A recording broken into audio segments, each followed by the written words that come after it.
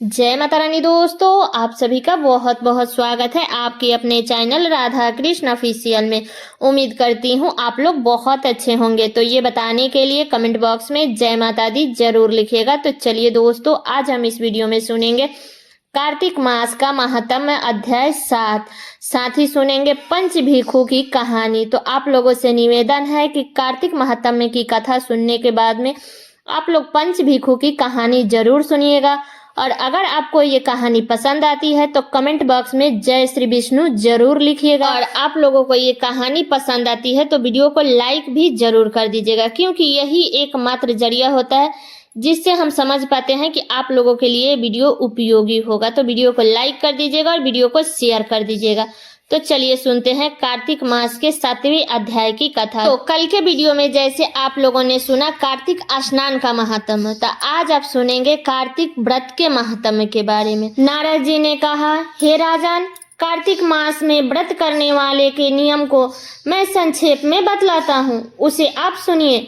व्रती को सब प्रकार के तामसी भोजन, मांस, उड़द, राई, खटाई तथा नशीली वस्तुओं का त्याग कर देना चाहिए। व्रती को दूसरे का घर का अन्न ग्रहण नहीं करना चाहिए, किसी से द्वेष नहीं करना चाहिए और तीर्थ के अतिरिक्त अन्य कोई यात्रा नहीं करनी चाहिए। देवता, वेद, ब्राह्मण, गाय, व्रती, नारी, राजा तथा गुरुजनों की निंदा भी नहीं करनी चाहिए। व्रती को दाल, तिल, पकवान एवं दान किए हुए भोजन भी ग्रहण नहीं करना चाहिए। किसी की चुगली या निंदा भी नहीं करनी चाहिए। किसी भी जीव का मांस नहीं छूना चाहिए। पान, कत्था, चूना, नींबू, मसूर, बासी तथा जूठे अन्न का भी प्रयोग नहीं करना चाहिए। गाय, बकरी, भैंस के अतिरिक्त अन्य किसी पशु का दूध भी नहीं पीना चाहिए। कांस्य के पात्र में रखा हुआ पंचगम, बहुत छोटे घड़े का पानी तथा केवल अपने लिए ही पका हुआ अन्न प्रयोग करना चाहिए।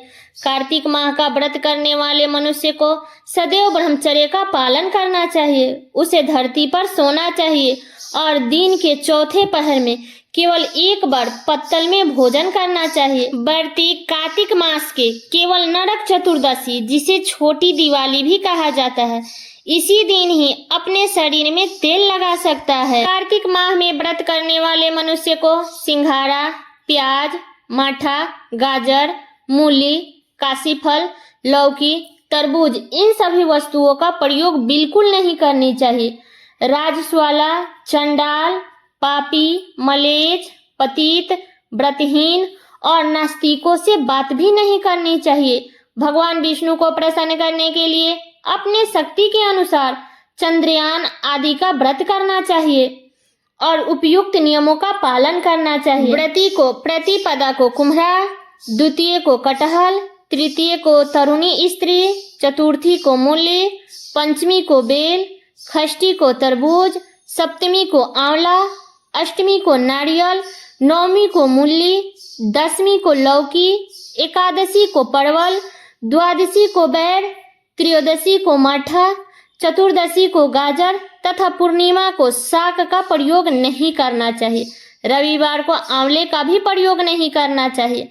यदि कार्तिक माह में व्रत करने वाले मनुष्य यदि इन शाकों में से किसी भी शाक का सेवन करना चाहे तो वे पहले ब्राह्मण को देकर ही ग्रहण करें। यही विधान माघ माह के व्रत के लिए भी है। देवउठनी एकादशी में पहले कही गई विधि के अनुसार नित्य जागरण, गायन, वंदना आदि करना चाहिए। इसको विधि पूर्वक करने वाले मनुष्य को देखकर यमदूत ऐसे भाग जाते हैं जैसे सिंह की गर्जना से हाथी भाग जाते हैं। कार्तिक माह का व्रत सभी व्रतों में श्रेष्ठ होता है। इसके अतिरिक्त जितने भी व्रत यज्ञ हैं वो 1000 की संख्या में किए जाने पर भी इसकी तुलना नहीं कर सकते, क्योंकि यज्ञ करने वाले मनुष्य को सीधा वैकुंठ की प्राप्ति होती है। जिस प्रकार राजा की रक्षा उसके अंग रक्षक करते हैं, उसी प्रकार कार्तिक माह का व्रत करने वालों की रक्षा भगवान विष्णु की आज्ञा से इंद्र आदि देवता करते हैं। व्रती मनुष्य जहाँ कहीं भी रहता है वहीं पर उसकी पूजा होती है, उसका यश फैलता है। उसके निवास स्थान पर भूत पिशाच आदि कोई भी नहीं रह पाते हैं। विधि पूर्वक कार्तिक माह का व्रत करने वाले मनुष्य के पुण्यों का वर्णन करने में ब्रह्मा जी भी असमर्थ हैं। यह व्रत सभी पापों को नष्ट करने वाला, पुत्र पौत्र प्रदान करने वाला और धन धान्य में वृद्धि करने वाला होता है। तो इसके आगे की कथा आप अगले अध्याय में सुनेंगे। तो अब चलिए सुनते हैं पंच भीखू की कहानी। किसी गांव में एक साहूकार और साहूकारनी रहते थे और उसका एक बेटा और बहू भी रहती थी। कार्तिक माह में साहूकार की बहू सवेरे उठकर गंगा स्नान के लिए जाती थी। सुबह जल्दी जाते समय वह किसी भी पराये पुरुष का मुंह नहीं देखती थी। एक राजा का बेटा भी सुबह सवेरे गंगा स्नान के लिए जाता था। वह जब स्नान करने जाता था तब वो हैरान हो जाता था कि मैं इतनी जल्दी उठता हूँ स्नान के लिए, फिर भी कोई तो है जो मुझसे भी जल्दी उठकर नहा लेता है। कार्तिक माह के 5 दिन बचे थे कि एक दिन साहूकार की बहू तो स्नान करके वापस जा रही थी और उस समय राजा का बेटा स्नान करने के लिए आ रहा था।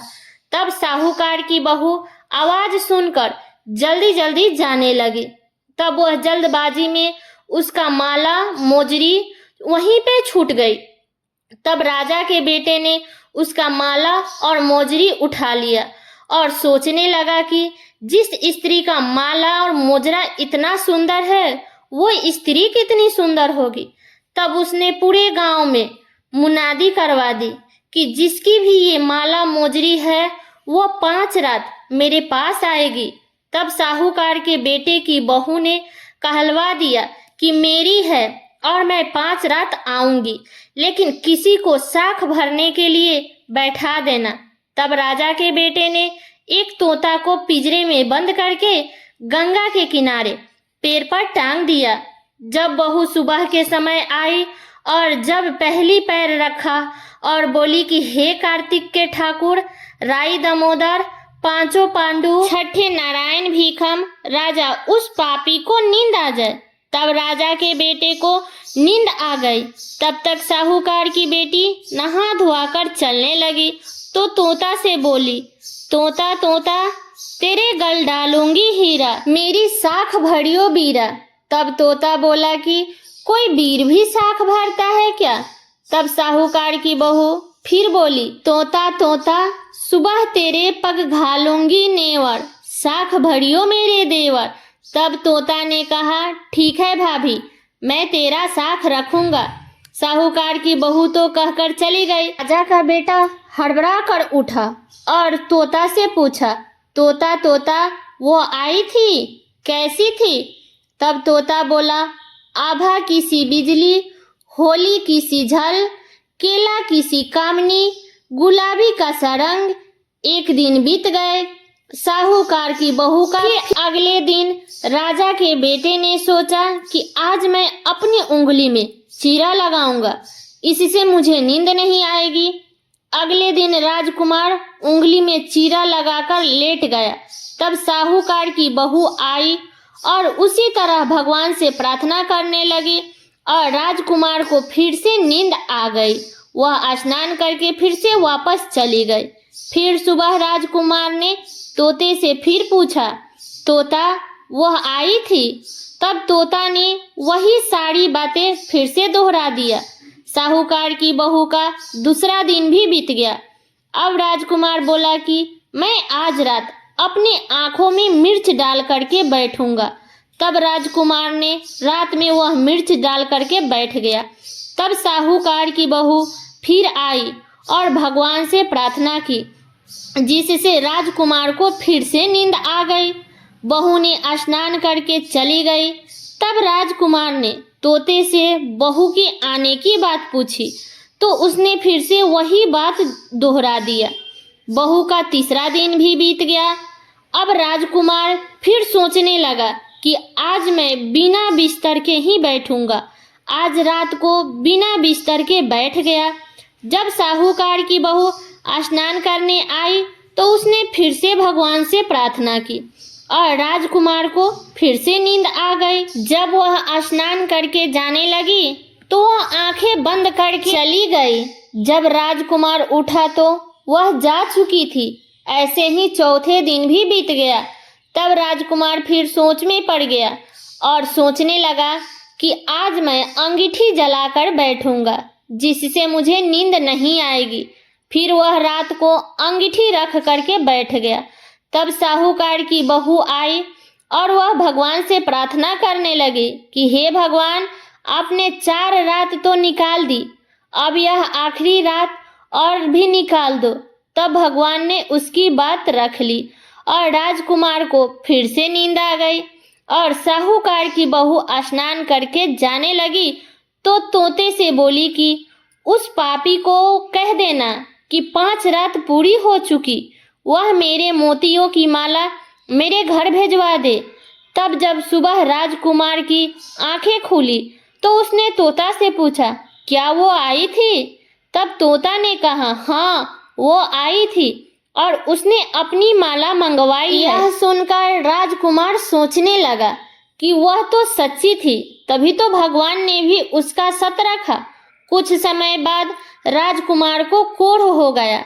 तब राजा ने ब्राह्मण को बुलाकर पूछा कि मेरे बेटे का शरीर क्यों जल रहा है। तब ब्राह्मण ने सारी बात विस्तार से राजा को बताई कि इसने क्या किया था। तब ब्राह्मण ने कहा कि इसने पतिव्रता स्त्री पर बुरी नजर डाली है, इसीलिए यह इस रोग से पीड़ित हुआ है। तब राजा ने इसके ठीक होने का उपाय पूछा तो ब्राह्मण ने कहा कि यह उसी साहूकार की बहू को धर्म की बहन बनाए और रोज उसके नहाए हुए जल से स्नान करे, तब यह ठीक हो सकता है। तब राजा साहूकार की बहू का माला लेकर साहूकार के घर गया और बोला कि यह माला आपके पुत्र वधू की है, इसे लें और आपकी बहू के नहाए हुए जल से मेरे बेटे को नहला दे। तब साहूकार बोला कि वह तो किसी पराये पुरुष का मुंह तक नहीं देखती है, आप अपने पुत्र को इस नाली पर बैठा दीजिए। जब वह ऊपर नहाएगी तब नीचे की इस नाली में गिरे पानी से आपका पुत्र नहा लेगा। तब राजकुमार ने ऐसा ही किया। तब कुछ समय बाद उसका शरीर चंदन सा हो गया।